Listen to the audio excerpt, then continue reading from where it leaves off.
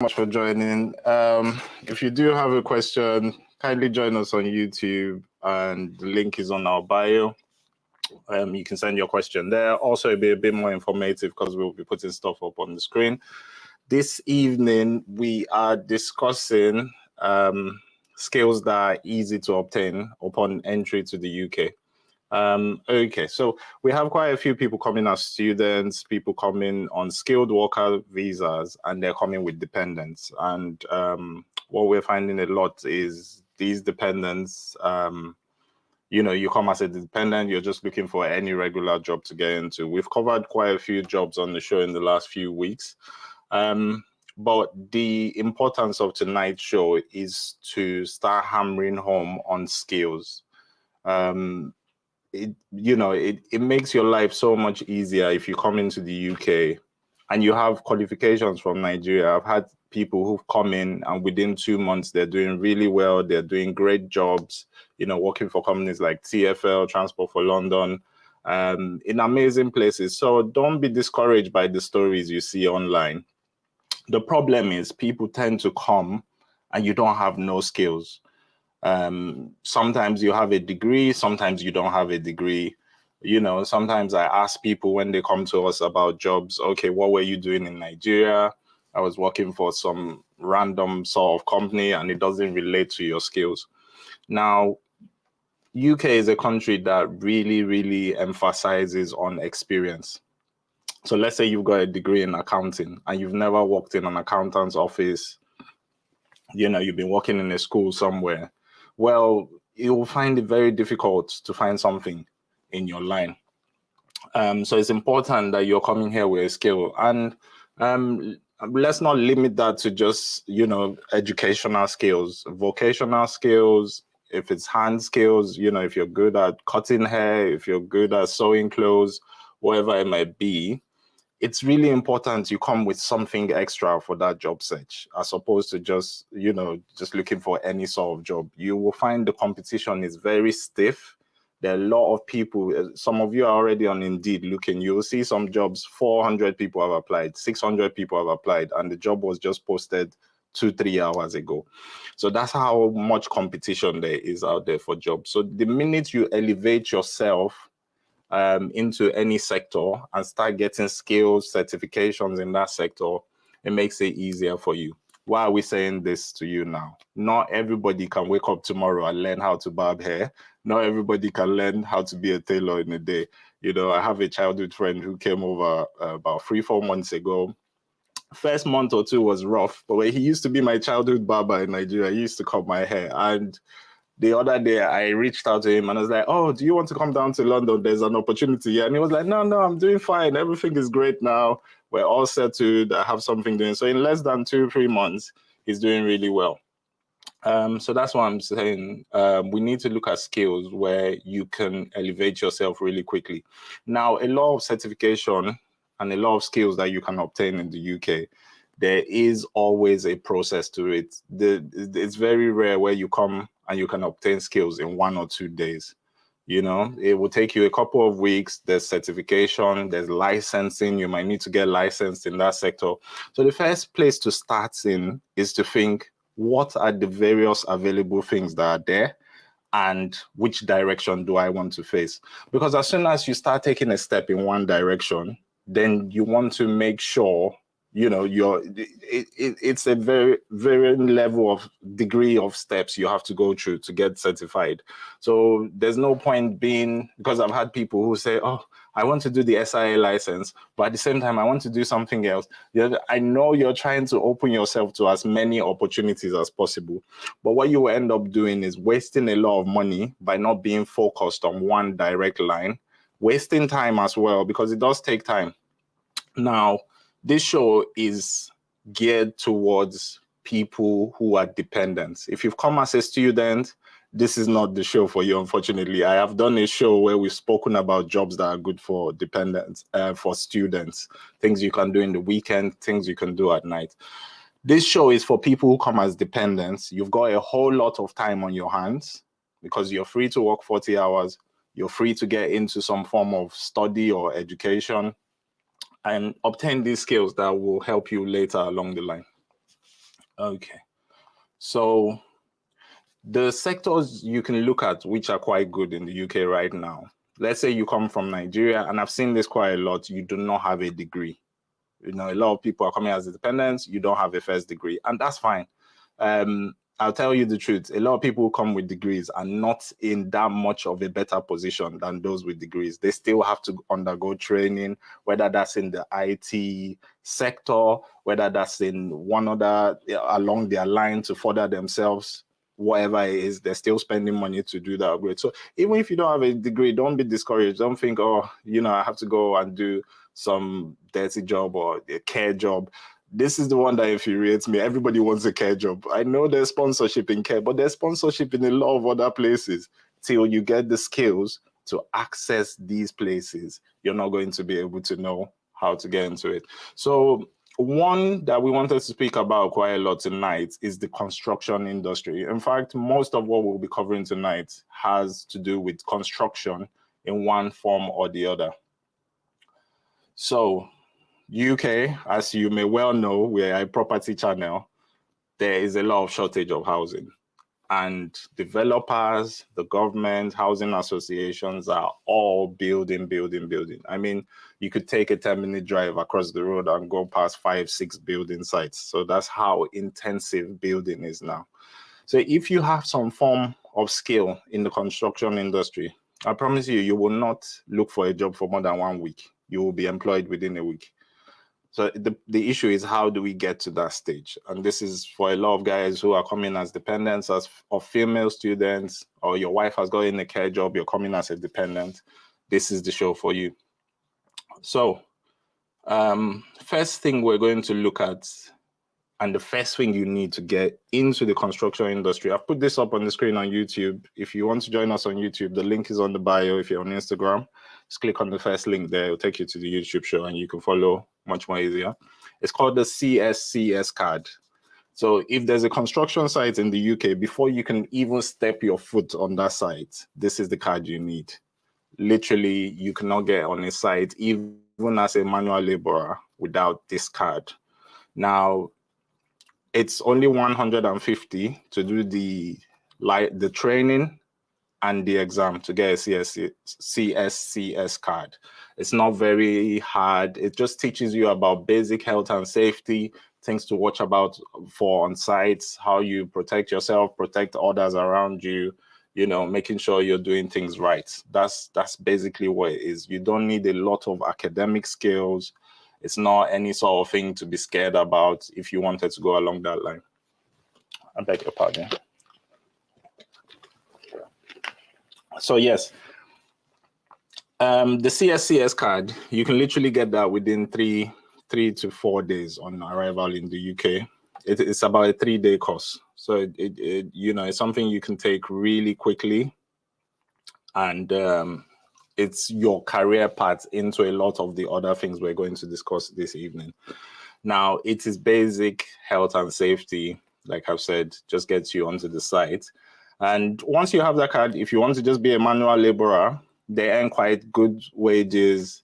You know, it's not the same level of manual labor you think of in Nigeria. It's not somebody putting pan of cement on their head going around. There's machines for that. There's, you know, everything is mechanized on building sites here. So it's a bit of manual labor, but it's not that sort of manual labor you're thinking of. It's not like a laborer on a Nigerian site where you're mixing the cement with shovels. No, there's mixers, there's everything. So as easy as it can get. Remember, it's all about health and safety. They're trying to protect your back, protect all of that. So it is intensive, but it's an option there. So with as little as £150, you can train and you can get a job. Like I said, there are thousands of sites across the UK now. Regardless of what part of the UK you're going to, you can get into construction very, very easily.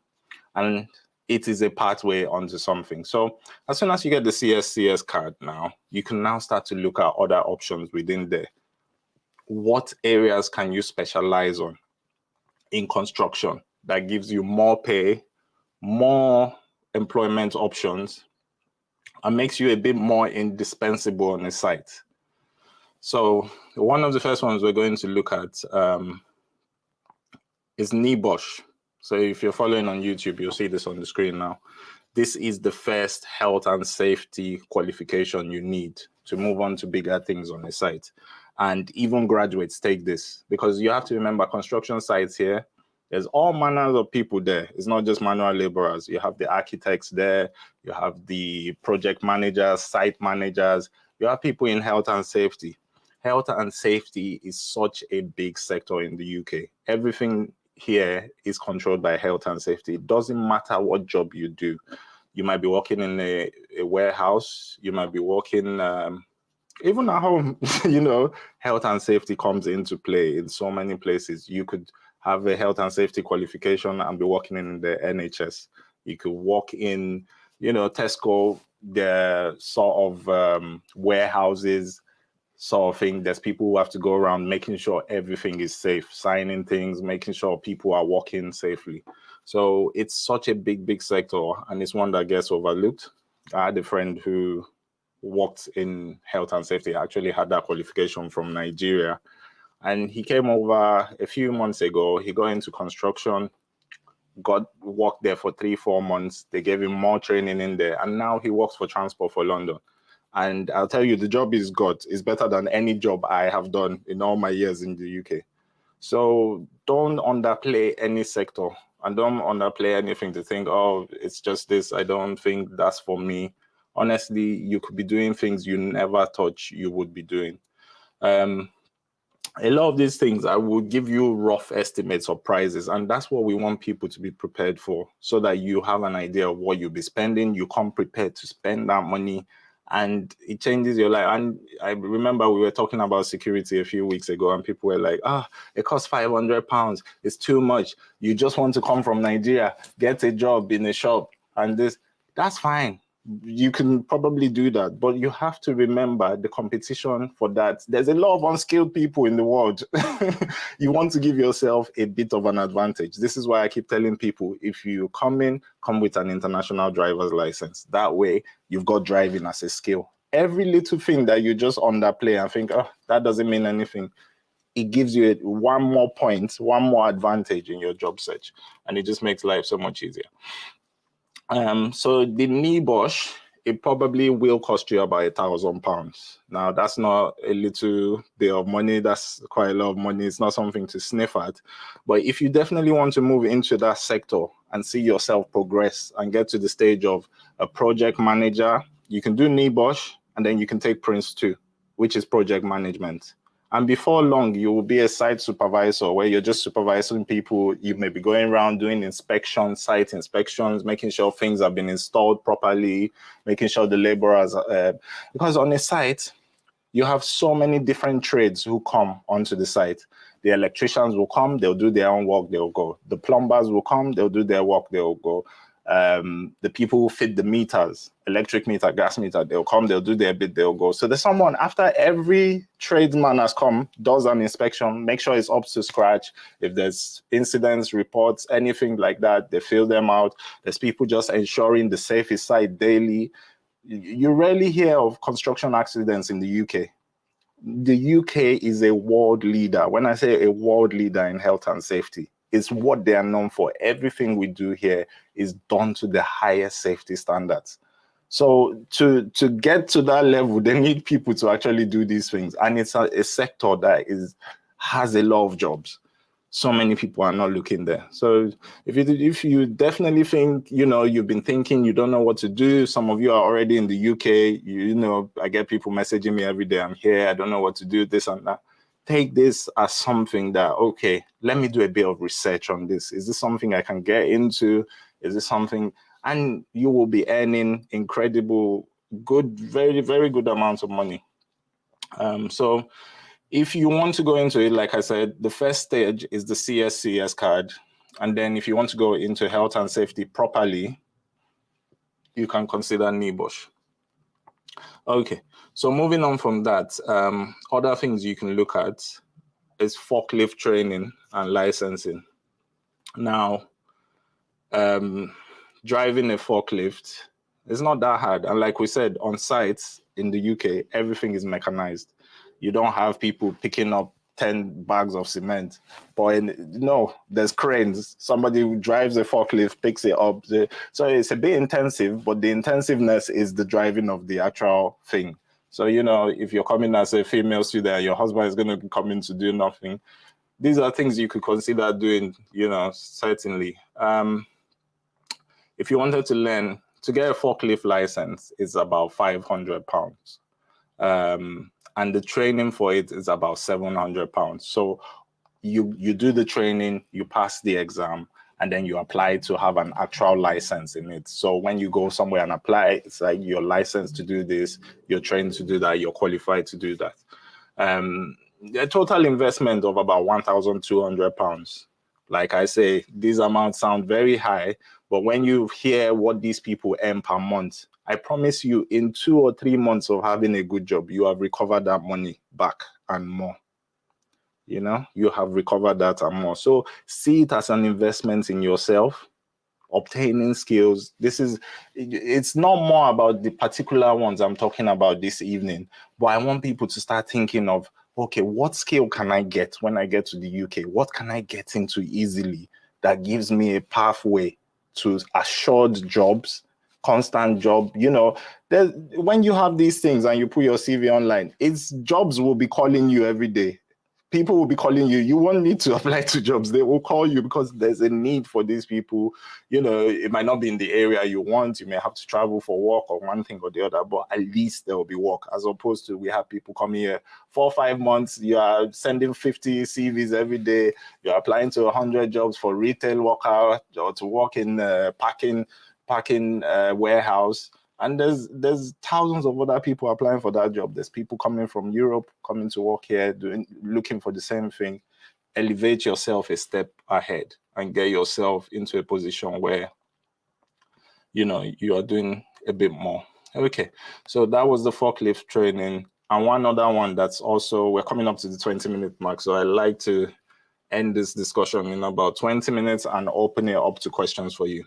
Is tower crane operators. Now you see the big cranes on the building. Like I said, when you have a construction site here, and most, like in London especially, what you have is the high skyscrapers. So it's like a 17-story building, 20-story building. All the equipment they need on the 15th floor, they don't put it, there's no lift in the building yet. They're still building it. The lifts are probably one of the last things that get installed. So everything is done by crane. You know, you have these big cranes and there's someone in there operating and picking stuff up, dropping it off.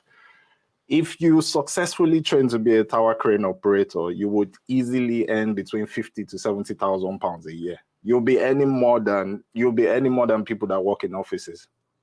So that's the good thing about the UK and other Western countries, not just the UK. In Nigeria, we tend to look at vocational work as, you know, lower or not as good. Yeah, it's a totally different ballgame. There are people that manage these people. There's many jobs where people earn more than their managers because of the level of skill you have. If you are not available on a certain day, no work can happen on that site. And that site is probably spending £2 million a day, £3 million a day in employing people, in equipment, in this. So imagine the whole site is not moving because one man is not there. They pay you a lot of money to come. So to be a tower crane operator, I left this for last because it's the most expensive one. I remember you're going through the steps. So first of all, you need to get your CSCS card, first of all, to even be on the site. After that, you would have to get the qualification to be a tower crane operator, learn. Roughly, you'll be looking at about £3,000. But like I said, if you do this sort of trainings, you get the qualifications, you get the certifications. Honestly, 6 months is too long for you to recover your investment. And then all those people that are coming, that are borrowing money to come here, and they think, oh, I will just work for 3 months, I'll be able to pay all these things off. Well, if you get these kind of jobs, then you can, in 6 months or a year, you can pay off those things. If you think, oh, I'm going to just get a job in Tesco, working or security, you're just a little bit above minimum wage. You know, the responsibilities over here, the bills, We have discussed bills in the last few weeks. We have discussed what rent is. It's always a shock for people from coming to the UK for the first time. I think we put up a property a few weeks ago, and it was such a tiny property, and people were like, 1,500 for this. Yes, in London, 1-bedroom flats are easily 1,500 now, and you're not getting a lot of space for that. So imagine you earn 2,000 a month, or between you and your partner, you earn 1,717 for just doing work in Tesco, and rent has taken 1,500. Will you add on bills there? You're talking of another £600-700 a month with transportation. You have to get to work, go on the train. Before you know it, it's very easy. At the end of the month, you are left with £200 or £300 after all your expenses. So if you want high-paying jobs that don't require a degree, construction is a very, very good pathway to that. Okay, so I'm going to round down that discussion now. We will open the lines for your questions. So we have a few on YouTube. I've got Stella Ramat Alawiye. Nice one, brother. Thank you so much, Stella. I've not seen you on here before, so you seem like a new first-time comment I've seen come true. Oh, you're actually on Facebook. So that's really great to have you here. Thank you so much. We've got daily inspiration. How much cash do you advise a family of 4 to come to the UK with? That is a very difficult question. Because how much cash do you actually come with? Come with as much as you can. I wouldn't say come with 2 million, come with 3 million. It all depends on what you need to do. First of all, it's going to be different for each family. You said a family of 4, so that gives us a bit of idea. You've got 2 children. The minimum rent, the minimum house you need is a 2-bedroom house. I get a lot of people, when they hear the price, they say, oh, let us squeeze in 1 bedroom, which is, you can probably manage for a short amount of time. But like we've said in the past, children are going to school, they're going to ask questions, these kind of things. You don't want people digging into your business too much. If children come to school and look very untidy, they've not dressed up well, or they look tired, and they ask the child what's happening, say, oh, I'm sleeping on the chair in the parlor at home, I don't have my own bed. It starts to you also have visits from social workers and that sort of thing. So if you're coming with a family of 4, the minimum you need is a 2-bedroom. Now, that 2-bedroom, how much are you going to pay for it? It depends on where you're going to in the UK. If you're going to London, a 2-bedroom can cost you up to £2,000 a month. If you're going to Scotland, you can get a 2-bedroom for £700 a month. So it's a very difficult question, daily inspiration. I wish I could tell you this is the amount and that's what you need and that covers everything. There's a lot of factors involved. Where are you going? What are your current qualifications? Do you need to study? Do you need to get qualified or certified in all these things we've spoken about in the last few weeks? Do you need one of those sort of training courses? So it's going to be quite a difficult question to ask. We do have a Telegram group. So for anyone who has questions, if I don't get to your questions tonight, you can just check on the link on our bio, and there's a link there. You can join the Telegram group and you can ask me questions anytime in the week. If you look on the screen on YouTube or Facebook, our contacts are scrolling there. My WhatsApp number is on there. So if you want a proper consultation, you want to discuss in detail, I am very busy, but sometimes you can steal me for 10 minutes and I will give you that time willingly and we can discuss your options. So yeah, you've come back again and said skilled worker visa, which is great, but it still doesn't give me a lot of insight. So like I said, yes, we can discuss that. Okay, so you've said something like a basic travel allowance. Okay, so you want to know how much is the basic travel allowance. Okay, I mean, if you were coming as a student, then they say come with your living cost and that sort of thing. If you're coming as a skilled worker, I suppose a couple of £1,000 should do it. A lot of people don't come with a lot of cash upfront. You can do transfers, you can get money sent over to you. So it's not as pertinent a question. They won't hold you up at immigration and say you have too little cash. If you've got like £2,000, £3,000, you should be fine. You should definitely be fine. And as long as you can prove you have funds in your account in Nigeria and you're going to transfer them over. If you mean BTA, don't think of coming with £10,000 for BTA or something like that. These are discussions you can have at immigration So it's not really, it's not one to worry about, I would say. Just a couple of £1,000 should be fine. There's 4 of you. You have to show that you can live for the first few weeks on arrival. You've got enough money for a hotel. Even if if you've booked an Airbnb, you can book that directly. We do that service as well. We help people book hotels and Airbnb. So as long as you've got a valid booking to show you're going somewhere, you've got somewhere to go to for a first month, you've got money to eat. Personal travel allowance is probably £500 per person is great. Like, it's not, back in the day, it used to be something they used to stop people for a lot. But if you come with £3,000-4,000 for 4 of you, you should be fine. Don't worry about that. Okay, daily inspiration. I hope that helps. I got Francis Ngaro saying very impressive. Hi, Francis. That's my high school mate. Thank you for joining. Okay, so we've got Kenny on YouTube. Good evening, bro. I got admission to South Wales and I've paid the tuition deposit, but what I've been hearing from people about the location is not encouraging. Anxiety is setting in. I do apologize, Kenny. I wish I had better news for you.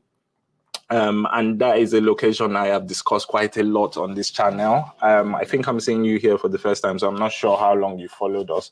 But certainly, this is a debate, and this is why I say use the Telegram group. If you're in the process of choosing a school, if you're in the process of getting a skilled worker visa and you have options, and they say, oh, do you want to go to Birmingham or Wales? Speak to us. We would advise you on these issues. South Wales is not designed to cope with the amount of people that are rushing there now. You will find it hard to get a house. You would also find it hard to get a job. It's one of those areas of the UK that is very deprived. And I've said this a few times on the channel. When we are in Nigeria, when someone just says, oh, you have admission to this school or there's a job waiting here for you, we're just happy. You're just happy that something has come true, something has worked. Maybe the school fees is not too much, so it's something you can manage to put together. There's a lot more research to be done before just accepting that offer. I don't have any good news, unfortunately. I wish I never try to discourage people on this channel. Your dreams are all valid, your aspirations are all valid, and you can make it work. You can make it work, but you've given yourself a harder course to go through. There's tons of people going to South Wales. I promise you, I know more than 200-300 people that have gone there recently. So it's possible. It's just get ready that have enough money to pay some months of rent. You may not get a job in your first 1-2 months, and you're a student, so you have limited time of working. Remember, these cities are smaller places. If you were coming to London now, there's about 300 Tesco's you could walk. Even if you have to travel 2 hours to get to where your work is, it's fine.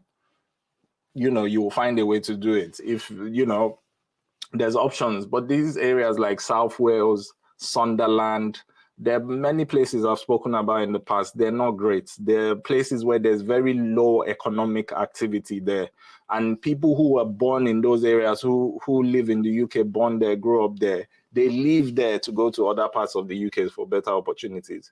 It's all a place like, how do I compare this for you? In Nigeria, someone in a village somewhere, you're going to go to Lagos or Abuja for better opportunities, and someone else from another country. So do you imagine someone coming from a smaller African country now?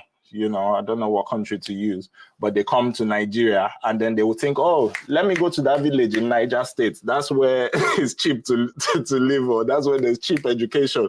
So these are the things we're asking people to think more about. Don't just, and I know a lot of the travel agents, they are giving people wrong information. They tell you, oh, this is a cheaper place to go. Oh, just pay 3,000 school fees here, you will get admission. It sounds good on paper. In reality, what are you coming to face? What are you coming to face? So think of it in those terms. If you were coming from Benin Republic or from Senegal and you wanted to study in Nigeria for a while, would you go to a state in some deep area where nobody? No, you will go to the bigger town because that's where the opportunities are. So, Kenny, I don't want to discourage you. People are making it work. honestly, you may struggle for a little bit for a few months. After a while, you will get settled in, you will get something. You may have to travel. A lot of them are in Swansea, Pontypridd, all these sort of areas, and then they have to travel further away for work. You know, it depends on what your school schedule is as well. I know one or two people in that situation where they have lectures maybe up to Wednesday or Thursday. So they're free from Friday to Sunday, and then they can come to London, do some quick work for 3-4 days, go to a different bigger city, Bristol. If you are in Cardiff, a lot of people go to Bristol, work there, and then come back for studies in the week. So it might be one of those, you'll be spending a lot of transportation, but it is possible. But please, if you are in that process, if you're watching tonight and you've been offered something by a travel agent or these education agents, they'll say, oh, I represent this school. The schools are happy to take your money. They don't care how you live when you come, you know, and you are just there happy, I've gotten admission. But think about it a bit deeper. Another thing people always say is London is too expensive, I don't want to go to London. But then London, there's opportunities. There's a reason why people have done things in a certain way for the last 30-40 years. It's not just that people who live in London like to pay big money, but that's where you'll get job very fast. You know, you can be working in a few weeks after arriving. So Kenny, if you want to consult with us, message me privately and we can talk a bit more about it. I've got Noah Mwebi. I am a forklift driver in Lagos, Nigeria. Is there a possibility of getting a forklift certificate in UK on a visiting visa? Okay. So have you got the visiting visa? Will be my first question, because if you just want to get the, you know, you are not allowed to study or work on a visiting visa, but for short courses, if you're doing a very short course, a 1-week course, something very short, sometimes there are exemptions that you are allowed to do short courses on a visiting visa. So if you've already got the visiting visa, there's a possibility you could do the course. Possibility, because sometimes with these things as well, they want your proof of address. UK ask a lot of information. They ask you a lot of questions. So you won't just be able to walk in somewhere and say this, that, and then they train you. So they will like a lot of background information. So on a visiting visa, it can be difficult. It's possible. You've come up with follow-up questions saying, and sir, can I get a visa sponsorship job as a forklift operator in the UK? Possibly. The construction industry is giving sponsorship. So the 3 industries that are sponsoring workers now is healthcare, teaching, and construction.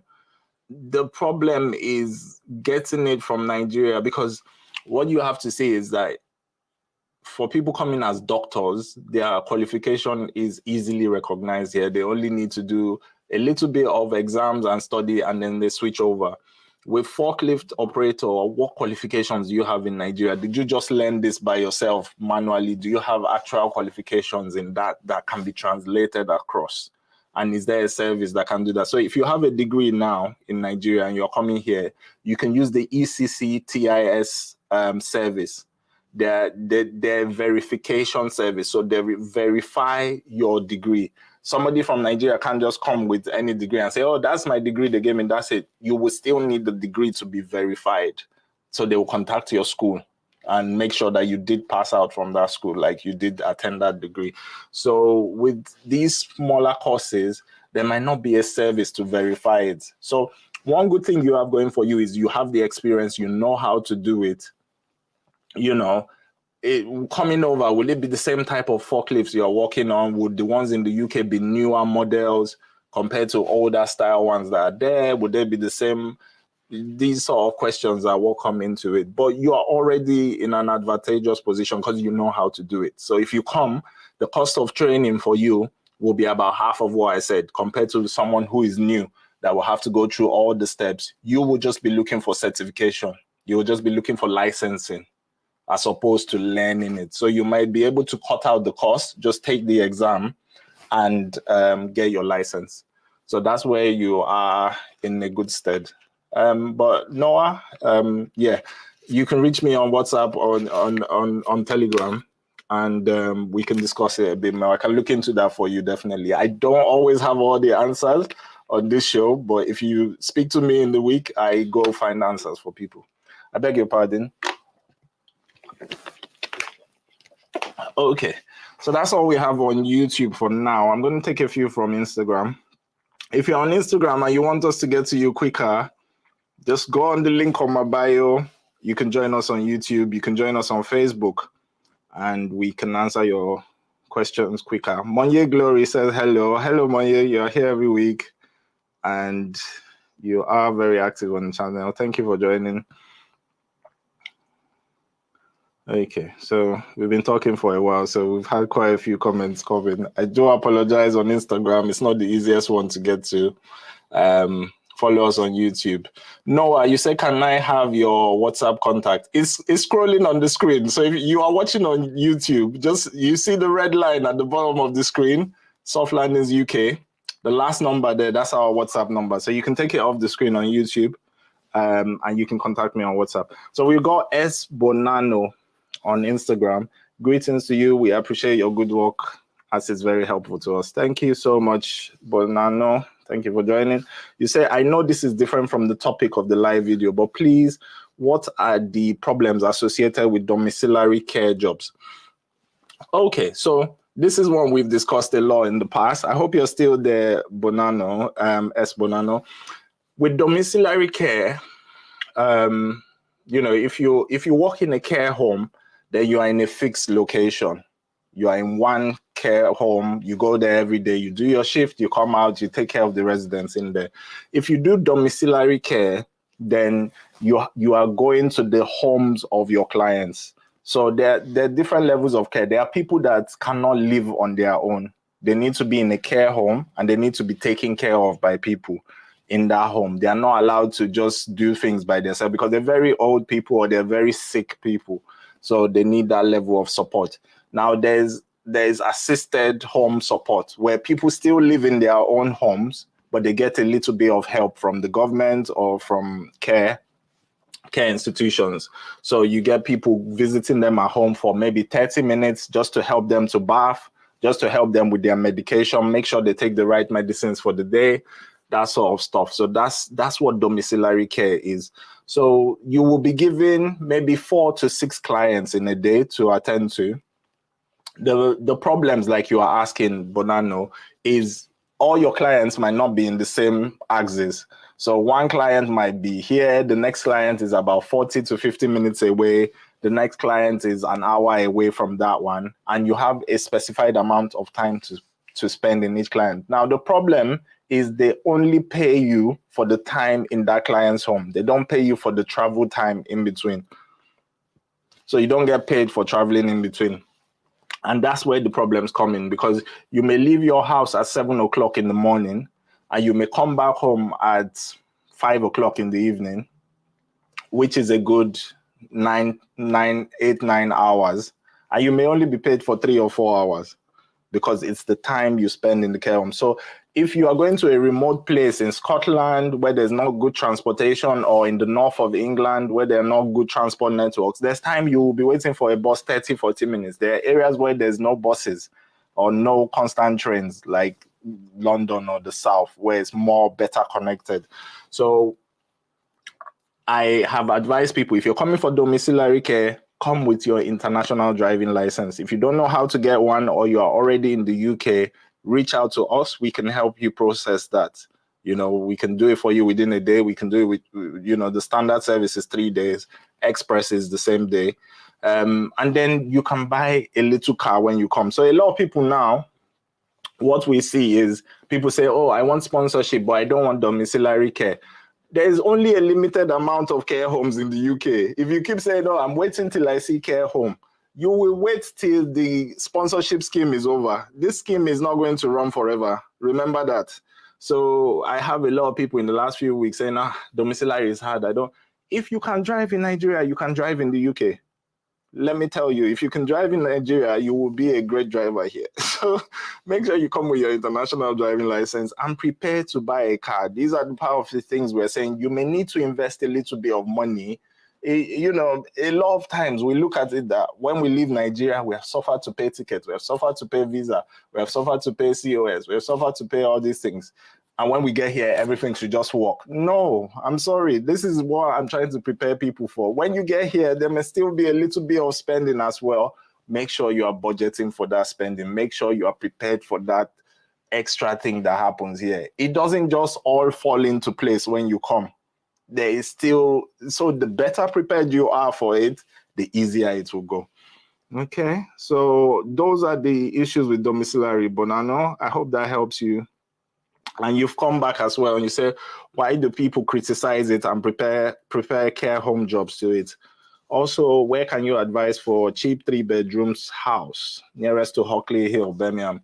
So I think I've covered the first part of your question. That's the reason why. But I will be honest with you, if that's all you can get, go for it. Don't sit there in Nigeria thinking, I'm waiting for care home job. And I know a lot of people doing that now. It will shock you when within some months' time, the government will say the sponsorship scheme is over. And those who have come, have come. You that you are waiting for the best landing spot, you will be stuck there. So don't, just prepare yourself better. If you want to go into that, you can go into that. Make sure you have a driving license, you have a car. And then you are zipping between the places. 10 minutes, you are in one client to the other. So when you finish, you zip home, simple. So you're not being shorted, you know, shortchanged, you know, that sort of thing. Everything always has a way around it. But don't sit there turning away good opportunities in good cities as well, saying, I'm waiting for the best to come. Idea, the best may come, but it might be late. Okay, so the other part of your question, Bonano, is where is close to Handsworth Hill? So if you don't want, Birmingham itself is not a very expensive city. I'll be honest with you, it's quite a cheap one. And the places you can live, you will have quite a long commute getting to Hockley Hill, which is quite central. Smethwick is very cheap, and that's where Hockley Hill is. But if you want something even cheaper, you can live in Solihull, you can live in Warsaw. These are the cities around. But if you're not driving, the amount you would, I tell people this all the time, they always think, oh, this place is expensive, I will go here. You must calculate the transportation between those two places. If what you are saving on rent is only £100 a month or £200, and then you have to transport each day 10 or 15 pounds, is a wrong calculation, because what you think you are saving, you will end up spending it in time and transportation. It's very nice when you finish work and you can be home in 10 minutes time. You know, finish your work, 15, 20 minutes, you are home, and then you can move on to something else. I have people all the time saying, I don't care, I will travel 2 hours. I don't care. I sit down in Lagos traffic for 3 hours every day. UK is different. Remember, you're getting paid per hour. It's when you come to the UK, you will start to value time. Because in Nigeria, it's not that we don't value time, but sometimes you can turn up to things late. You can do African time. Everything still works out. People understand there's traffic. Here, nobody will understand. So if you're not where you need to be at a certain time, you also start getting into trouble. So it's important that you can get home quickly after work. You don't want to spend in 3 hours commute to get home. You'll be so tired as well. So it's not a comparable system. I would advise you. Birmingham is quite cheap, Bonano. If you can stay in Smethwick or somewhere close, you're probably better off. I wouldn't advise you to go too far away. Okay, so we got Kazim Lawal on YouTube. They say, good evening. Thank you for the useful tips. Please, what's the easiest way to acclimatize to the side of driving in the UK? We are used to driving on the right lane in Nigeria. Of course. Every time I pick up someone who has just come to Nigeria, they come to my driver's side, like they will say, oh, you're taking that drive. You know, it's very funny. It's something that happens naturally. You know, for me personally, when I came, a tip to remember, and you have to remember, here the roads are all good, there's pavement everywhere. You as the driver, you will never be on if you are on a motorway, for instance, now, you know what I mean?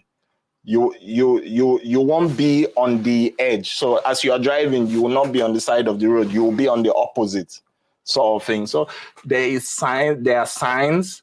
Everything is well lit, everything. Listen, I have so many people that have come from Nigeria and they are driving within a month or two. It's not anything to be scared about. As soon as you come, your brain will switch over. It's very easy. It's only the people that don't drive that their brain doesn't switch over. If you are a driver, by the time you drive 2 or 3 times, it will just come naturally. You won't, everything is well signed. If you're going to drive in the UK, please, please, please make sure you take time to have a look at the highway code. It's a little book. You can do it online as well. It teaches you the signs, what they mean. And we are not used to a lot of these signs in Nigeria. What is a stop sign? What is no entry sign? All these things. Sometimes you will just see the sign and the words are not there. They expect you to know what it means. So if you're going to drive here, invest 10 or 20 pounds in the highway code and make sure you learn a little bit of driving in the UK. But you Kazim, you'll be fine. Honestly, just follow the car in front of you. You'll be all right. Okay, so we're back on Instagram. So we've got Pearls Tire 9. I just got in as a dependent and I'm yet to get a job. Can you help, please? Okay. So we are not a job agency. Our specialty is property. But I mean, when people have come, you've got a myriad of problems. You've got property. You're thinking of schools for your children. You're thinking of so many things. So slowly and slowly, we are getting bigger and into other bigger and better things. The best thing for you to do, for us to help you, is to go on my bio on Instagram, and you will see a 15-minute free job consultation form there. So if you look on the bio link, there's a link there. And if you scroll down, you'll see something called 15-minute free job consultation. Fill it out. One of our job experts will get back to you and they will discuss the options with you. What qualifications do you have? What do you see yourself going into? We can help you with your CV, with cover letters. We can help you, just package it a bit better. And then if you need help and advice with training, anything I've spoken about tonight, you can watch the past shows on our YouTube channel as well, where we've spoken about easy jobs to get into. And if you need more information on that, just message me on WhatsApp or somewhere, Telegram, WhatsApp. I'll definitely be able to assist. So yeah, Pels, hope that helps you. Okay, so we've got our last Adele. Did you say £800 for the NEBOSH? NEBOSH will cost you close to £1,000. So I hope you're still there. I think you sent this quite a while ago, unfortunately. It will cost you about £1,000, but yes, it's an investment in yourself. Like I say, you want to be investing in yourself. These qualifications will last you all the period you are here. So obviously, if you get into that sector, it will certainly help you moving forward. Okay. We've got a few people here. Ekene, how are you? Lord Billa, good evening. Thanks for joining. Okay. Gina's Apparel, we can't hear you. I've got a lot of questions for people, so I'm sure they can hear me. It might be on your end. I do apologize. Delight Park says hello. Hello. Thank you for joining. Funlolafa, good evening. You say, what other specifics do you need to help with home search, e.g., upstairs apartment, proximity to a train station? Okay, so if you need to be close to a train station, what we ask when we start your job search, not job search, your house search, your property search. I've got so stuck with jobs now. I've forgotten my main business. We ask you to lead it for us. So we ask you, what postcode do you want to be in? So, some people just tell us, oh, I want to be in London. We need you to tell us what part you want to be. And if you don't know, we can advise on that, maybe where your job is, where your school is, or that sort of thing. And yeah, we'll certainly search in that area for you. So in terms of upstairs apartment, I mean, there's only a level of detail we can go to. We still have to remember that there's a housing shortage in the UK. So sometimes I get people that are very specific. I want only terraced house. I don't want flat. I want this. I want that.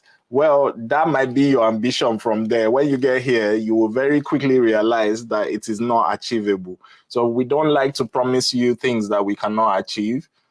So there's only a certain level of specification which we can work with.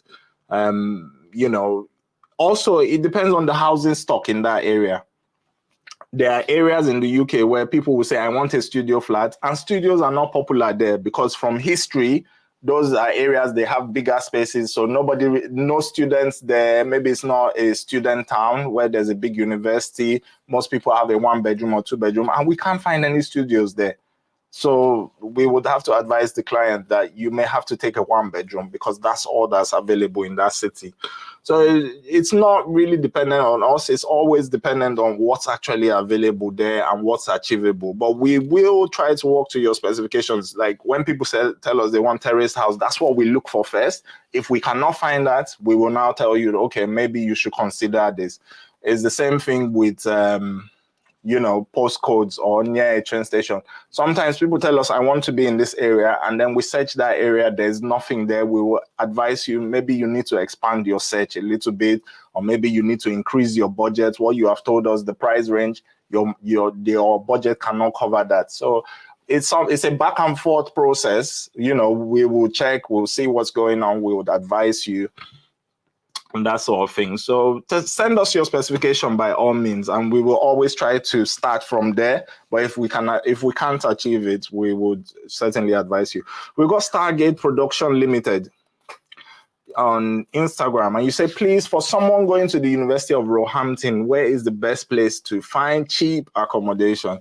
Okay, so I always like to have good news for people on this channel. That's another one where, unfortunately, I don't have a lot of good news because Roehampton is in one of the most expensive areas of London. It's on the outskirts of London, so it's past southwest London towards Surrey, and this is a very expensive area. All the rich people who work in central London, that's where they live and they come in. So it's not really great news because you're not going to find a lot of cheap housing in that area. However, let's just have a quick look for you. You can consider Brentford, which is not too far away. You would have to travel. That's sort of in a 10-mile radius. That looks like the cheapest area. You can look at areas in London like Streatham, and you travel from Streatham there. Croydon, Wimbledon, Mitcham, Morden, all of those are not as expensive, but Roehampton and Kingston itself is in a very exclusive, very rich area. So the houses around there are quite expensive. Stargate Productions, I hope that helps you.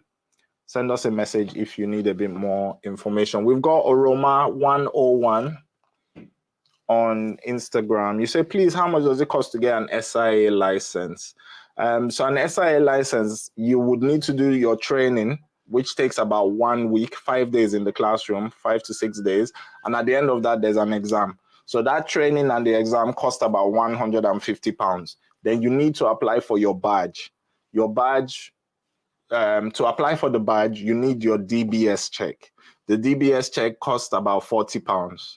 So 150, 40, call it about 200. To apply for the badge itself is about another 250. So you will spend roughly about 500 to get an SIA license, in total. So there's 3 things you need to pay and apply for. Okay. So we got Mr. Paul Lala. Thanks for your advice.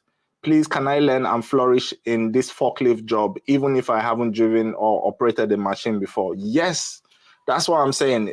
Every information we've given out this evening is for novices. If you're new to the sector, you've never done it before, you can start the training from day one with the prices I've told you, and at the end, you will be qualified to do these things. And remember, even though you get the qualification and everything, when you go onto a building site now, they're not just going to say, oh yeah, go to that big one, it's left to you, you go and move the fork. There will still be some on-the-job training. So you will start as an apprentice there. You would shadow someone for a few weeks, you'll get into the hang of things. So you won't just be thrown in the deep end of the sea, don't worry. If you pay for all of this and you go through the process, you will be good at the end of the day. Okay, Stargate, I think I've answered your question. We've got S. Bonano. Much appreciation for your live program. I have your live Sunday video time saved in my phone reminder. That's great. No problem. I'm always here for you. And like I said, in the week, even you don't have to wait for Sunday. I mean, it's great if you wait for Sunday to ask your questions, but even in the week, you can message me on WhatsApp or Telegram. And if I don't get back instantly within a few hours, I will reply. We got Fulolafa. Hello. You said with an international driving license, you can literally jump into a car and start driving, no lessons. That's correct. You can drive for 1 year on an international driving license. From the date your passport was stamped into the country, you have 1 year on your license. The thing is, don't get carried away and say, oh, I have 1 year, so I don't do anything. Within 6 months, make sure you start the process of the UK license, because the reason we ask you to come with the international one, the UK one, you can get it when you come, but it's a long process. It can take you 3 to 4 months to get a UK license. And if you need it for work, you know, you can't afford that amount of time to just be waiting. The reason why it takes long is there are so many parts to the UK license. It's not like Nigeria. You learn how to drive and you just go to the local government. I beg your pardon, everyone. So sorry. It's not like Nigeria where you just get issued the license quite easily after going to driving school. Here, you have to do 2 or 3 parts of the testing. So the first part is your theory. You have to book in a theory test. You pay for it. It's about 50 to 70 pounds. I'm not too sure of the prices right now. You book in the theory. Now, when you book in the theory, there are only selected centers where you can do it, where you can do this theory test. And they may not have space for you when you come. So the nearest date may be 2 months from now or 1 month. So you will pay, you have to be waiting for that 1 month till you can go do your theory. You do the theory. After the theory, then you have to do the practical. But in between your theory and practical, you have to take some lessons. No matter how good of a driver you are in Nigeria, if you go for that practical exam without taking driving lesson in the UK, I promise you, you will fail.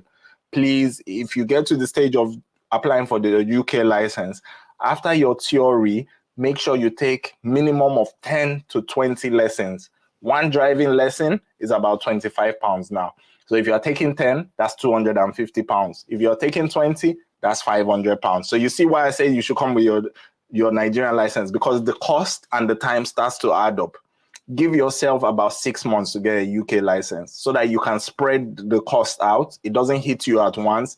You can take 10 lessons and you can take 1 lesson a week. So that's 10 weeks. You know, you can spread it across 2 or 3 months taking your lessons. After your lesson, your last lesson, you will book it and plan it with your driving instructor. Your last lesson will happen on the morning of your practical test. So you have to also book in your practical test. It's the same thing. We have shortage of driving test assessors. So you may not get a space for 3 months. So when you book it in, your last lesson will be that morning. You'll do your lesson 1 hour, then the instructor will take you to your driving test area. You will now do your test. Your instructor can sit in with you if you like. If you like, you just go with the tester, the driving tester by yourself. And then that's it. So that whole process, it will easily cost you up to 700, 800 pounds to get a UK license. And the time can take 3 months, up to 6 months. So make sure you come with your Nigerian license, international permit. If you don't know where to get one, contact us. We'll help you process it. It gives you 1 year of driving when you come. So at least you are not waiting that long and you can still be driving. We got Rita. Rita herself Empire. Sorry. It's a quite difficult one to read out. Rita herself Empire. You say, what is NEBOSH about? Okay, so NEBOSH is for health and safety on sites, generally on building sites. And we have discussed it a bit earlier this evening. It's an easy way to get into health and safety. It's probably the basic. After your CSCS card, which you need to enter any building site, you need a CSCS card, which is about 150 pounds to obtain. The next thing you need is a NEBOSH thing. That's your entry level of health and safety on sites. You know, you can be a graduate, you can be an architect, you will still probably need NEBOSH for health and safety. Okay. So we got the light packs. I got admission for my postgraduate from Northumbria University, Newcastle. and University of Swansea. I'm left between making a choice. Which would you advise I go for? So I think you should go to Newcastle. If you have the option between Newcastle and Swansea, Newcastle is a better place to be going. Swansea, housing is hard, jobs are hard. Newcastle is a bit better. And there's other places you can migrate to. So I hope that helps. Mr. Paulala, how much can I get a 3-bedroom flat or house in Glasgow and in Birmingham? How long does the forklift training take? Okay. So forklift training, for the actual training of learning it and everything, is 3 to 5 days. So it's not very long. You know, you can do it within a week or two. And then after that, you need to get your license. You apply for your license. So the forklift training is quite fast. And you want to know how much is a 3-bedroom in Glasgow. So if you give me a second, I can check that for you as well. 3-bedroom in Glasgow. So I guess it will depend on the part of Glasgow. Glasgow is quite a big city, but we can give you averages.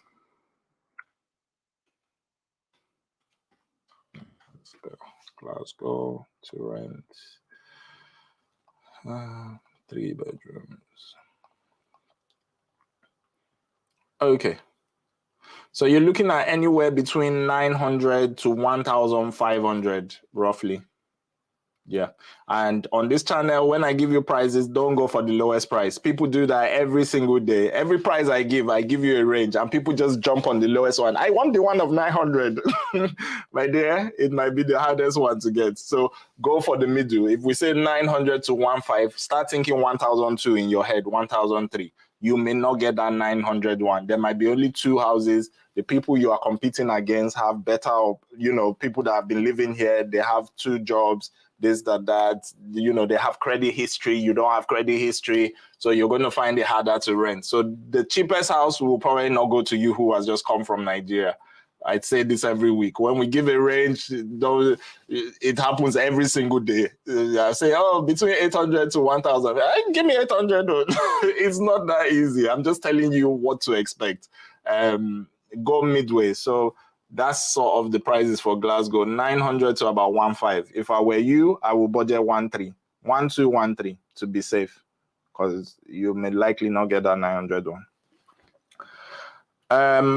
Stargate Production, please, are there job opportunities in Roehampton? Yes, there are. Roehampton is just on the outskirts of London. Literally, I drive past there almost every other day, so it's not that far. You could be working in London and going to school in Roehampton. Honestly, you're in one of the best places for jobs.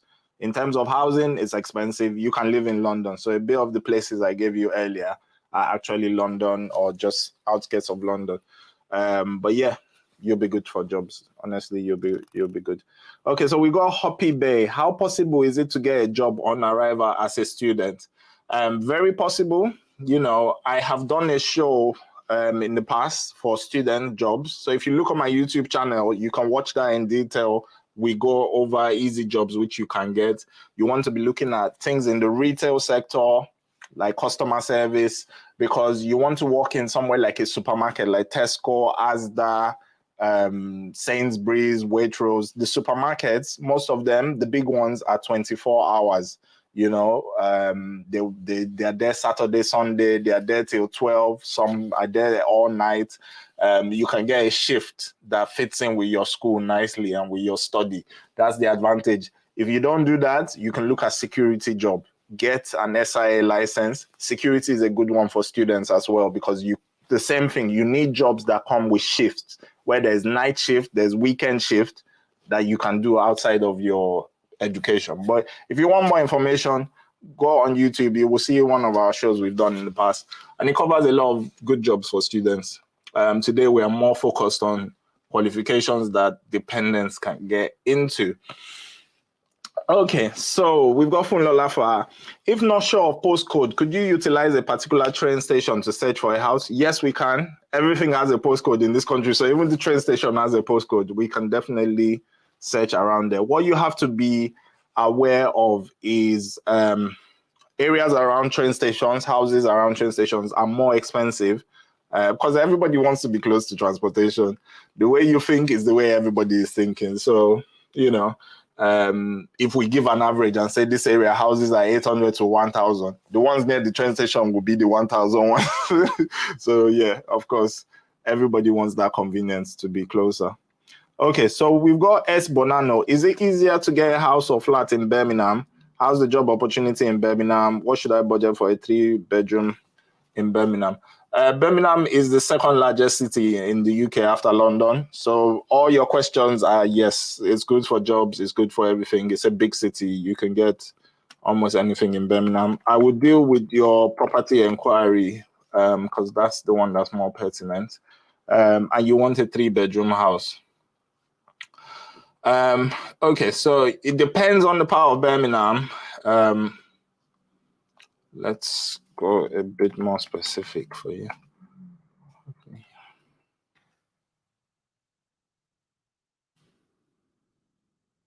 Are you in Hockley Hill or Hockley Heath?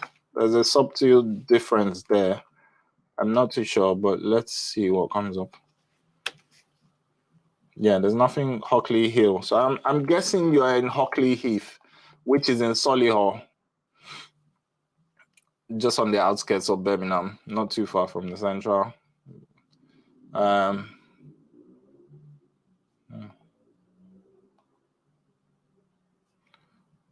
Yeah, you'll be looking somewhere between, for a 3-bedroom, 1,200 all the way to 1.15, but a lot of 1,000 to 1.3. So yeah, there are a few for 1.5, there's 1 or 2 for 900, but you should aim for 1 to 1.3.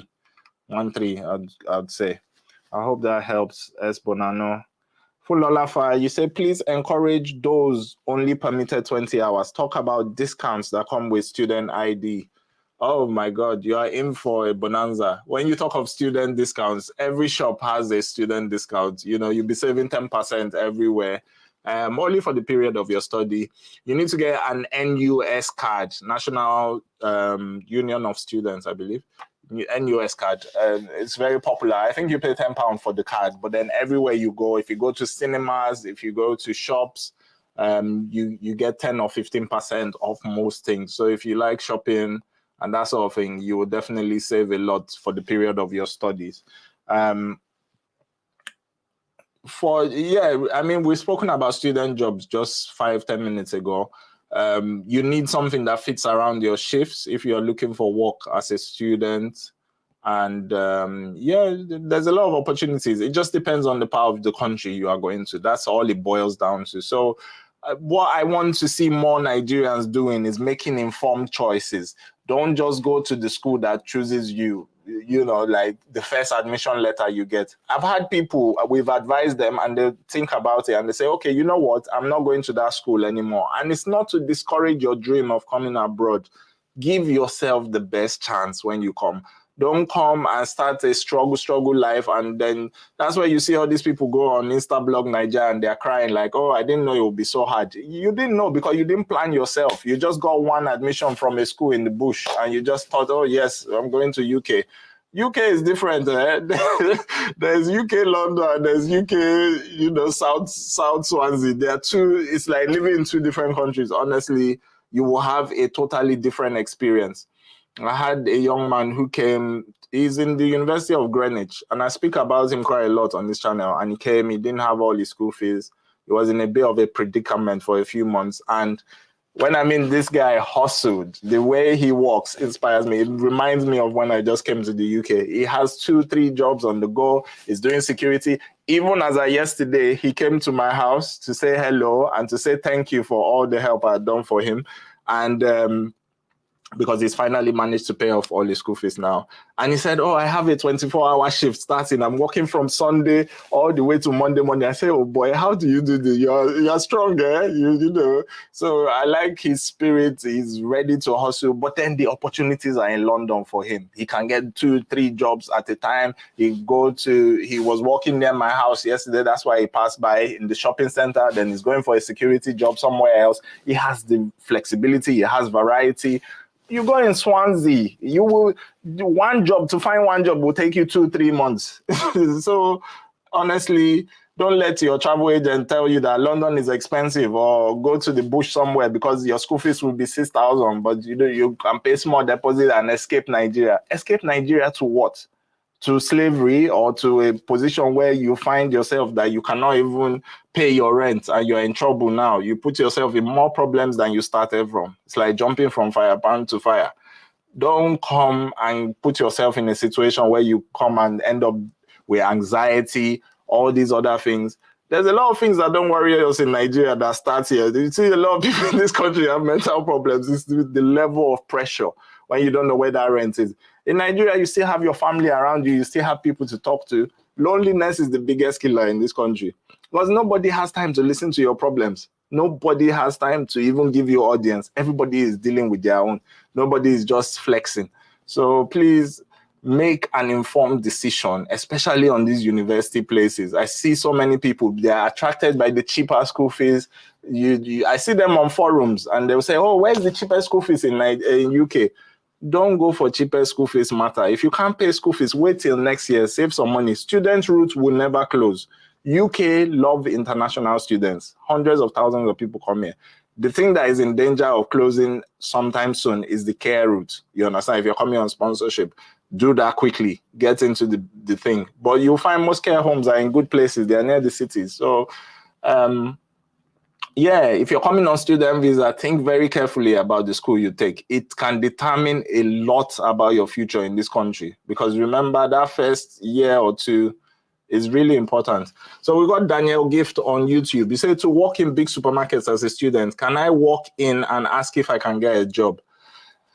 I don't think so. It used to be that a long time ago. When I just came to London 20 years ago, you will go into every shop, they will give you the application form, you fill it, you return it. If the manager likes you, they take you. Now they tend to have more central application process. So you have to apply on the website. If you meet certain criteria, then you get to the next stage of an interview with a manager. If you just walk into the shop, I don't think they will just tell you to go online. You won't get much audience. So yeah, we start online. And Daniel, you've been following the channel for a while. Remember universal job search. That's where you start your job search from. You will just type in retail jobs in the area you are going. You will see hundreds of them come up. Well, maybe not hundreds, but you'll see quite a lot. So that's where we start our job search from. Fill it on, make sure you've got a good CV, good cover letter. If you need help with any of that, get in contact with us.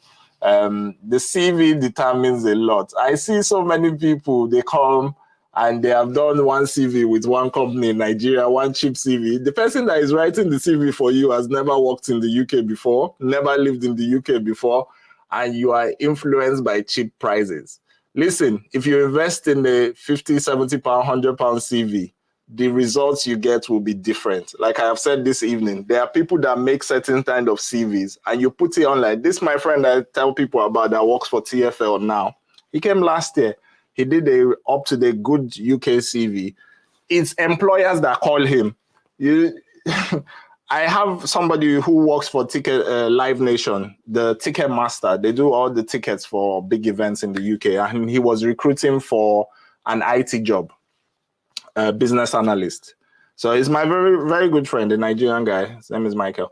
And he came around the other day and he was just laughing. He was like, all these Nigerian people, is it the same place that is doing all the CVs for them? Because he had about 10 applicants, new people from Nigeria, and they all have the same template of CV. It's like they're just printing it because they're giving you people cheap CV services. Please choose a UK company for your CV. You are not looking for a job in Nigeria. Those people that are writing the CVs for you there, say, no, bring one small money, we'll do CV for you.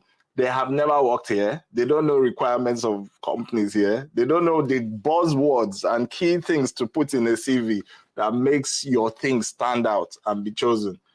You have to remember these employers, somebody is recruiting and he has 2 or 3 positions to fill and 600 people apply.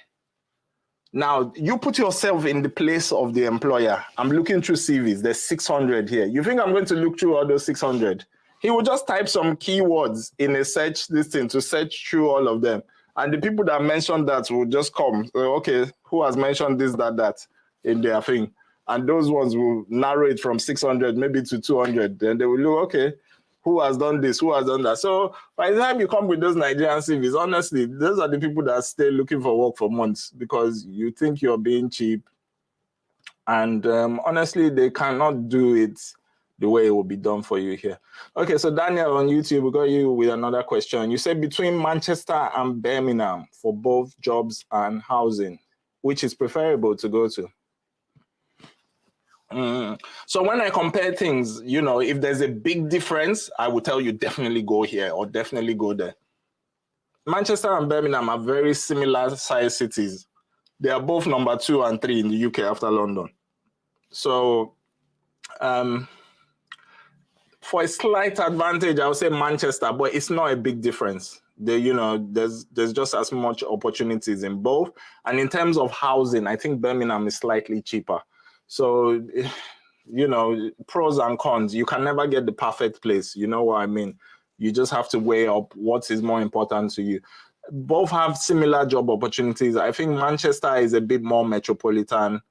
Birmingham is just as big, slightly cheaper housing. When I say slightly cheaper, the difference is no more than £100 a month for both. So if you have both choices, I'd say go to Manchester if you can. But there's not a lot of difference. So in this one, I would, you choose whatever is better for you. You know, if you're going for a job, you know, if they say they have a lot more jobs there, or if you're going for studies, if there's one that is a little bit cheaper than the other, go to the cheaper one. But in terms of the other stuff, they are similarly priced and sized. And then do you render CV services? Yes, we do. So if you go on our bio link on the page, you can actually get a 15-minute free consultation before you even pay for the CV. We talk to you about, you know, in detail. We consult with you for free. We'll check what you've done in the past, where you can get into in the UK, what sort of things we can help you with. So it's even more useful than a lot of stuff that's out there, because we actually talk to you about what your expectations are, as opposed to just asking, what do you want to do, blah, blah, blah, and then we just bang out a CV for you. We actually take in detail. We'll write a cover letter for you that is specific to the industry you're trying to get into, as opposed to just writing something that's generic. It doesn't look very nice to employers that you've not even thought about this line. You don't know anything about the line. You're just using the same cover letter to apply to 100 jobs. Your cover letter has to be specific to the role you are applying for. There's a lot of things people don't realize.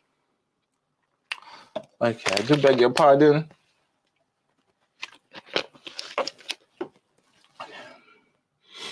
We've got Kenny on YouTube. You say, how much should we budget for the CV? Any good CV service will start from between £50 to £100. It depends on the type of CV you want. If you're looking for a CV just for a manual job, customer care, retail job, it's normally cheaper. If you're going mid-level or, you know, a higher sort of job, like professional jobs, like an accountant, architect, that sort of thing, if that's what you've done in Nigeria, your CV will probably be a bit more expensive. But anywhere between £50 to £100 is what you should budget. And apart from the CV, you also need a good cover letter, like I just alluded to. Cover letters sometimes are even more important than the CV. The CV is just listing your experience, your qualifications, your education. A cover letter is you telling the employer that, okay, this is what I represent, this is what I can bring, the value I can bring to your company, this is who I am. You're discussing yourself in detail. It's like an open conversation. So cover letters are really important. People tend to focus on CVs quite a lot. I tell you, from the position of someone who has done recruitment before, I have actually recruited staff before for companies.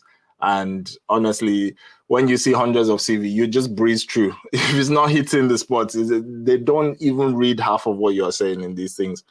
You have to remember, it's just one or two people that are trying to look at hundreds of applicants. The last job I did, 700 people applied for the post. 14 people got to work there. So for every position, they looked at 50 CVs. So that's how tough it can be sometimes. So out of 700 people, it got narrowed down to 14 people. So you really need to stand out of the crowd. So we got T Fizzy on Instagram. Hello, please, where can one get the training for forklift driving? How much will it cost? Thank you. So there's a lot of places. I'm not going to mention any companies directly now. If you need more information on that, please message me. But there's a lot of places. You can do research by yourself as well. It depends on the area where you are going to in the UK. So you need to find the closest one there. There's no need me telling you there's someone that does it around the corner here and you are going to Glasgow or you're going 10 miles away. It won't work because it's practical. You need to do the theory part, then you need to get on the machines. So you need one that's close to you. So that's why I'm not going to mention any names, but there's lots of them. All you need to do is go on Google, search the area you're going to, say forklift training. It will bring you a whole list of different providers. You're also asking about the cost. The cost is about £700 to £1,000. That's what you should expect to pay. So somewhere in that range to get yourself trained and licensed, because you need certification, a license at the end of it as well. All right. So TFZ, you've asked the same question again. I hope you got that answer there. It needs to be specific to where you are going to in the UK. And you can do a bit of research on it. Honestly, just type it in Google, maybe Manchester, even the neighborhood, the Manchester where you are going, type it in. There's big companies like HSS. They do that sort of training. They've got branches all across the UK.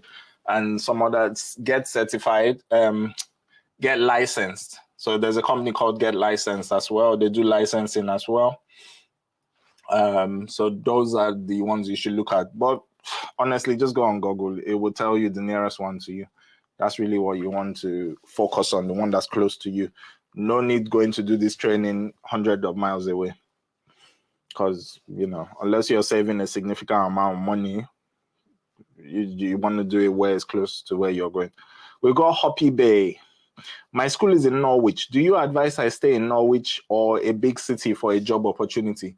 Now, Norwich is quite a decent sized city. It's not one of the areas I would tell people to avoid.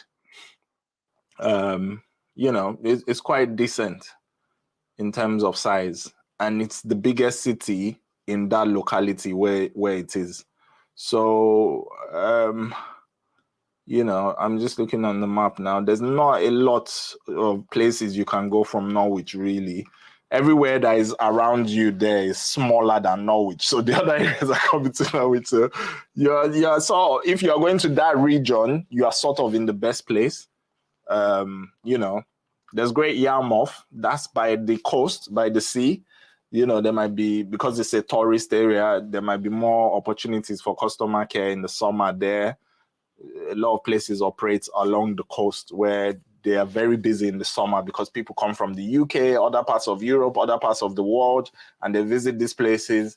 They are called holiday towns, you know. In the summertime when it's warm, they are very busy. There will be millions of people that are not there in the winter. In winter, it goes quiet. So Great Yarmouth is one of those towns. But Norwich is bigger than Great Yarmouth, so I wouldn't really focus too far away. Unfortunately, that is a part of the UK that is not very, very, you know, but it's great. It's fine. I'm not going to say anything is wrong with there. Other areas that might be close is Cambridge. Not close, but the next biggest combination of people, the next biggest area, Ipswich, Cambridge, but they're very far away. So Norwich, you will be fine. Honestly, it's the biggest place in that area. I wouldn't advise you to go to these other places because it's too far. What you will spend on transport and the time it will take you, it's ridiculous. You want to just focus on Norwich, you'll be fine there. Rita herself, Empire. What is the price of a studio room or a room and parlor in Birmingham? We don't say parlor, room and parlor on this channel. 1 bedroom flat. Get into the lingo now so that when you come, people that are not looking at you like, what are you talking about? They don't use the term parlor in the UK. It's a 1 bedroom flat, 2 bedroom flat. We don't say room and parlor. So you want a studio or a 1 bedroom in Birmingham City. Certainly check that out for you. I mean, one bedrooms are anywhere between 700 to 900, just off the top of my head, because we've done a lot of places for people in Birmingham. We got a very nice one for someone a few weeks ago. It was £900. 800 is kind of average if it's not brand new. For studios, you'll be looking 600-700. Rita herself, so I don't even need to look on, just because it's coming back to me, the people we've helped recently. Studios, 600-700, one bedrooms, 700 to 900. Okay, we got Stargates Production Limited. Stargates Production Limited. Please, how much can I budget for an apartment in London, somewhere close to Roehampton? Thanks for your response. You say apartment, you haven't told us how many rooms, so it's going to be difficult to answer. If you can come back with how many rooms you need, I'll be able to give you a more definite. Apartment means anything. It could be 3-bedroom, it could be studio, so that's not really great for us. Daniel Gift, you say you mentioned on YouTube about being under someone after your training. While you're under someone, do you get paid well or just minor pay? Apprenticeship pay is normally lower. Definitely, because you're still training. You're not giving them any value yet. You're still training. But they'll definitely pay you. It's not like you're not unpaid, but you know, you're an apprentice at that stage. So definitely expect lower pay. Apprenticeship in that sort of industry will not take more than 3 months. By 3 months, you should be up to the level that you can work by yourself. 3 months, at the most 6 months. You know, if you're not learning in 6 months, they will be wondering what's wrong with you because they don't have time to train you forever. So I think don't worry about the pay. Remember, if you're taking this route, this is a route you're taking as a career now. You don't have the option of flip-flopping, just jumping from one place to the other. If you invest 1,500 into training, 2,000 into training to be a forklift driver, invest a few months into your apprenticeship and training, this is a career that will see you through easily for the next 10 years, you know, and there will always be work for you. So don't worry about 3 months of not being paid high, because what's coming afterwards will make up for all that period. Okay, so we've got Akin Oyeyele. Thank you for joining. First time I've seen you on the channel, so it's always good to get first-time comments and questions. You said for a family of 4, which city is better, Glasgow or Manchester? Also, which has better job opportunities? So for me personally, I would say Manchester over Glasgow. Glasgow is in Scotland, not as active as England, but there are advantages of going to Scotland, you know, slightly cheaper rent, slightly cheaper, not a lot cheaper, not half price, but slightly cheaper rent. You know, there's a few things that are better, maybe better quality of life, I would say. Better schools, better healthcare in Scotland than England. The NHS is different. So I know people think of the NHS as just one health service, but depending on the part of the UK you are, the level of service you get. So you might be waiting for a doctor's appointment in London for a few weeks because it's so busy. But in Scotland, things are a bit better in terms of healthcare. But I mean, you didn't come here to go to hospital, you came to work. So I don't know how relevant that is to your decision. In terms of opportunities, in terms of getting into the system, in terms of where there's a better Nigerian community, when people are coming with children, you have to think of childcare. You and your wife might be working. You might need someone to take care of your kids. You might need somewhere to go to Owambe once in a while. You have to relieve the stress. You can't just be taking a walk. Manchester is better, definitely. More vibrant, better opportunities for jobs. You ask for jobs, so let's answer jobs. Let's not answer everything in the world, but Manchester would be my bet. Okay, thank you. So got a few more on Instagram. S Bonano, thanks a lot. I'll reach out to you privately when the time comes. Certainly, we're always here for you. We've got Dimi. How soon can it take to get a job in Belfast as a dependent? Well done, job, sir. Okay, so in Belfast, Northern Ireland, not great for jobs either. There are some jobs. It depends on the sort of job. It's not one I recommend for people. So, but you'll get job. Don't worry. We don't discourage people on this channel. If that's where you're going, that's where you're going. You will be okay eventually. It's just when you compare it to parts of England, you have better chances down here. You know, as much as Belfast and Northern Ireland is part of the UK, sometimes it's treated like it's a different island. So, you know, it's not part of the mainland. So sometimes things are not on the same level as England, but, you know, go to where the opportunity is. If your wife is going there for studies or for care, I'm sure you'll be all right. A lot of what we've spoken about today is relevant to you. So if you want to watch the repeats of the broadcast, you can always catch it on our YouTube channel. All our weekly sessions are on YouTube. So you can go over this one again and what I spoke about in the beginning, how to get into the construction industry, invest a little bit in yourself. There's a lot of building going on in Northern Ireland as well. So you'll get a job in construction in no time. And there are past shows we've done on jobs as well. So if you want to look at security, SIA, all that sort of thing, that's the paramount thing I want people to take away from this session today is skill yourself up. Give yourself a bit of advantage. Not all of us that are coming have university degrees. If you have a degree, great for you. Nigeria, we place a lot of emphasis on degree that they don't do here. Unless you're going into certain jobs, your degree doesn't really do much. Experience is more important. So you're coming with accountancy degree. You've never worked in an accountant's office before. You've never worked in the finance industry. You've been working for one agricultural company or you've been working somewhere else. Your degree is almost pointless. Till you get experience, UK values experience over degrees. So till you get experience in that industry, you know, you are just the same as anybody else. So that's my point of tonight's show is get a skill in something. It can be hand skill. If you know how to cut hair in Nigeria, you're going to get a job as soon as you come here. You will soon get a shop you can walk in and start cutting people's hair. If you're a tailor, there's a lot of people that want to showcase so different things. Think of businesses, think outside the box. Don't just come with the mentality that, oh, I will come and I'll be looking for a job.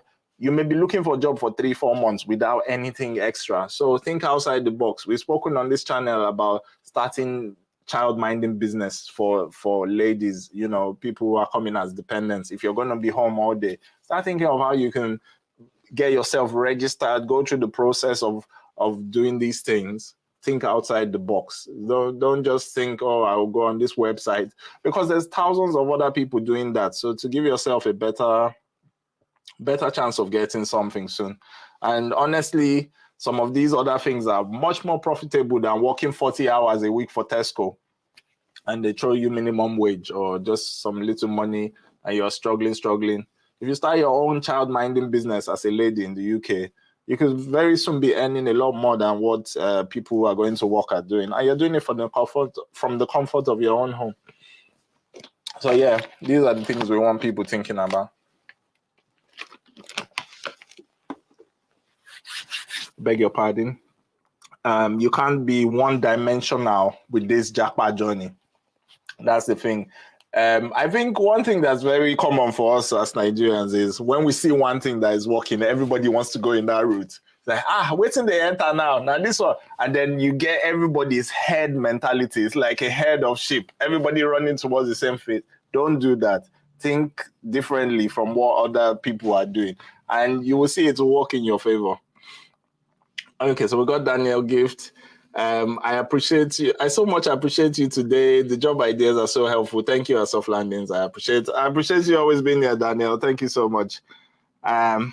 Let's take a few more from Instagram. We're going to be rounding up the show shortly. So if you do have any questions, this is the last call for questions now. So we will answer what's there. Anybody I can't get to today, follow us. Our Instagram link is on the bio. On our Telegram link is on the bio on Instagram.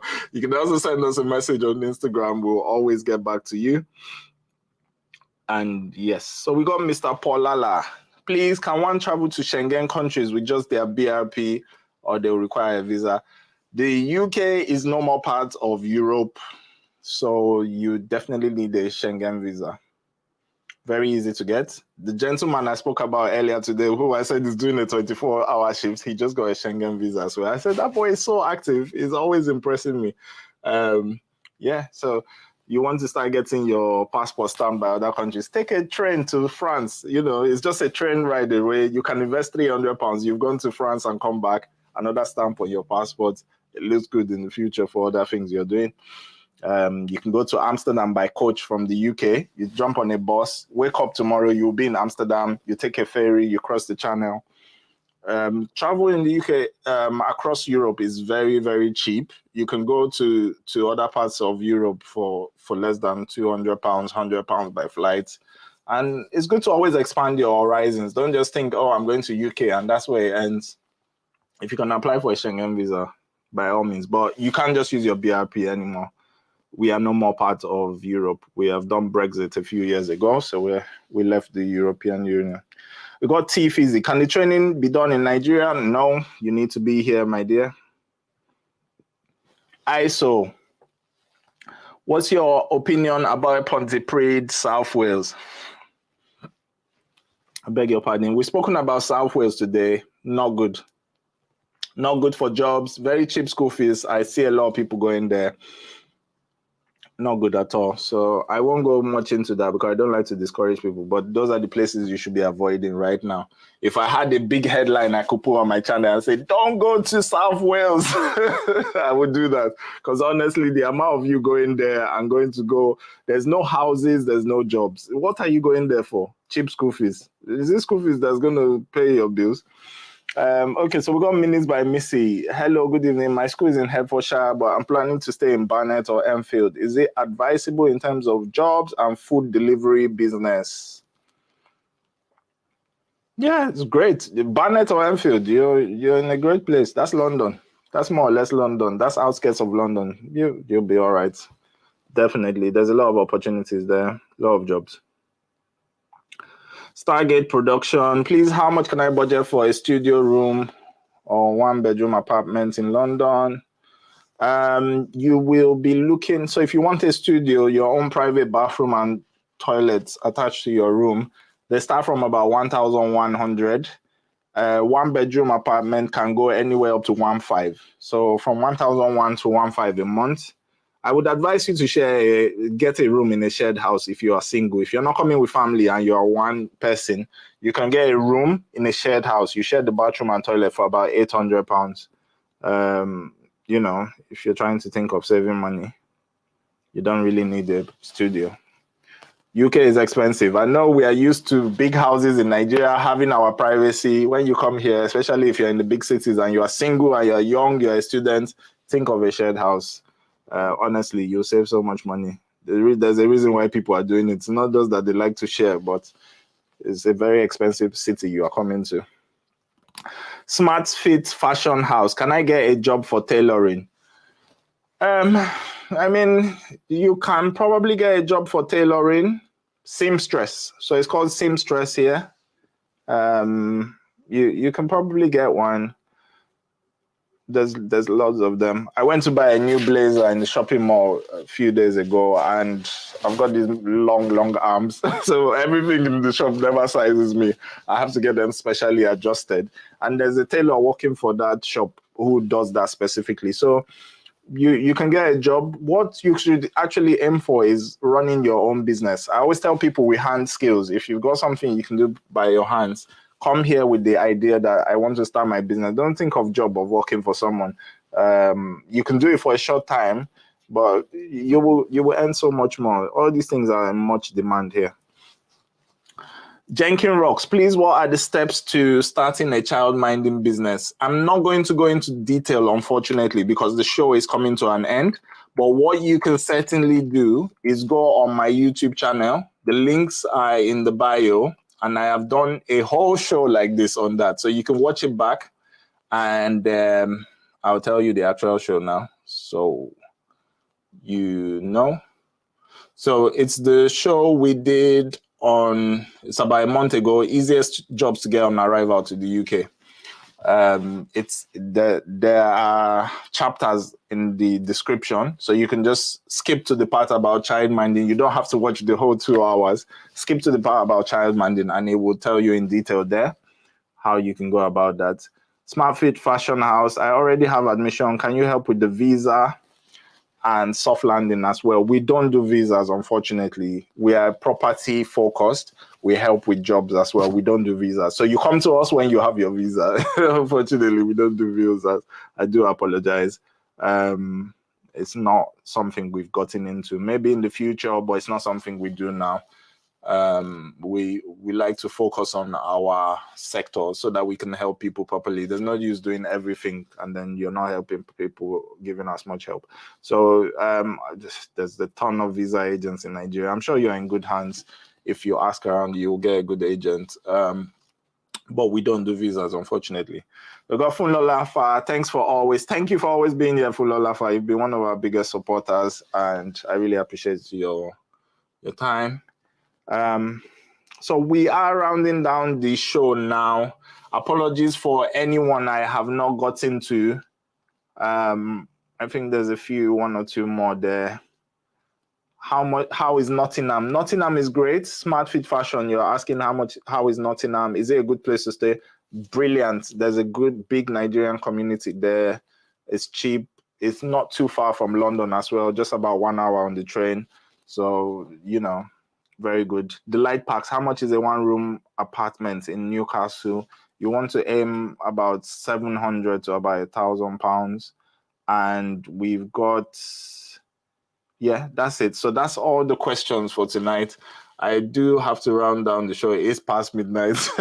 Luckily, it's a public holiday here tomorrow. We call them bank holidays. So because the king was coronated, we have a new king on the throne now, King Charles. So we have 1 day free off. So we are not working tomorrow, which is good. Otherwise, we would not be doing the show this late. I promise you that.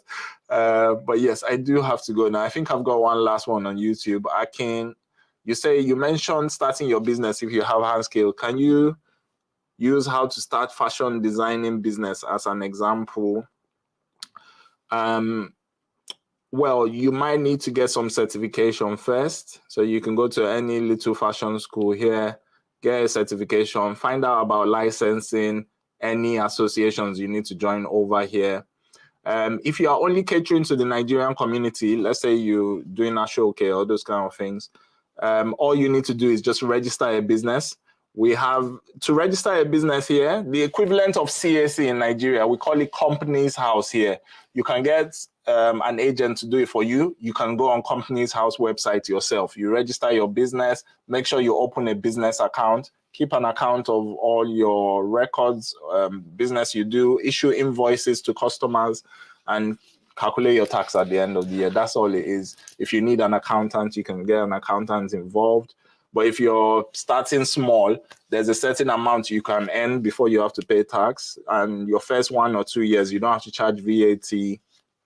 I'm going to do a show very soon, specifically on starting a business in the UK. So stay tuned. I am rounding down now. So unfortunately, I'm going through it very briefly. But it's something that's possible. It's something I want to encourage people to do. Like I've said, if you have a skill, don't just think, oh, job, work for somebody else. People with hand skills are making so much more money than people that work for people.